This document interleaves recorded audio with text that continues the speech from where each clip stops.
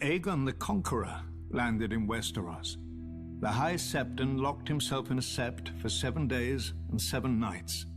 Finally, the crone lifted her golden lamp and showed him the path ahead. The High Septon himself would anoint and crown Aegon as Lord of the 7 Kingdoms, and the Faith Militant rallied behind Aegon in governing his newly united land. Yet Aegon and his sisters never wholly accepted the faith. The High Septon had conceded Aegon's marriages to his sisters as a relic of his Valyrian heritage, which would soon fade. But when Aegon's heir wed his daughter to his son, the faith could brook such abomination no longer. The High Septon led the denunciation of the Targaryens, and all over Westeros the Faith Militant took up their swords against the dynasty and its supporters. The Faith Militant set upon and punished the Septon who had performed the ceremony.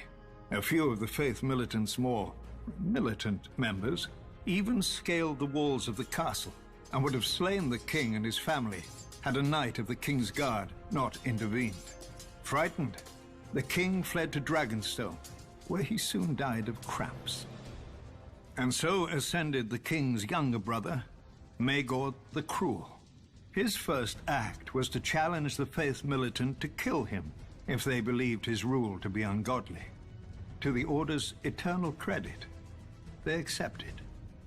Ser Daemon Morrigan proposed a trial by 7, Ser Daemon and 6 of the Faith Militant against the king and his 6 champions.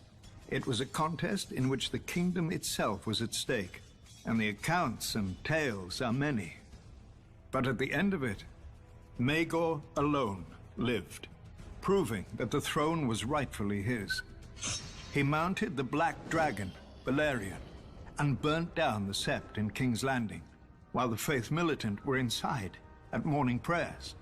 The screams of the burning and dying men were said to echo throughout the city. Though Maegor had won the trial by 7, he demanded the complete destruction of the Faith Militant and the faith itself, if necessary. He made war upon the Order wherever he found it. Yet the Faith Militant would not surrender, raising armies of their own and turning Maegor's own lords against him. The Father's justice may not always be swift, but it is certain. One morning, Maegor was found dead on the Iron Throne. No one knows how.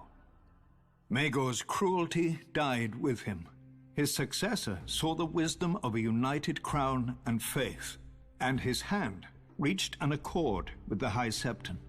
As long as the Iron Throne defended the faith would put aside its own swords and its condemnation of the Targaryens.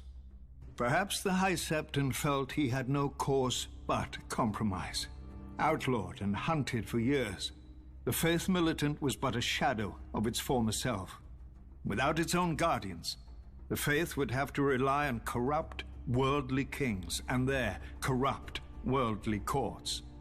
For thousands of years, the Faith Militant had stood watch over the faith. And then, its sun set.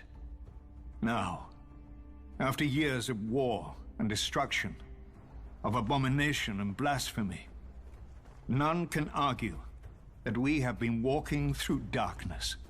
Perhaps the time has come when the sun must rise again.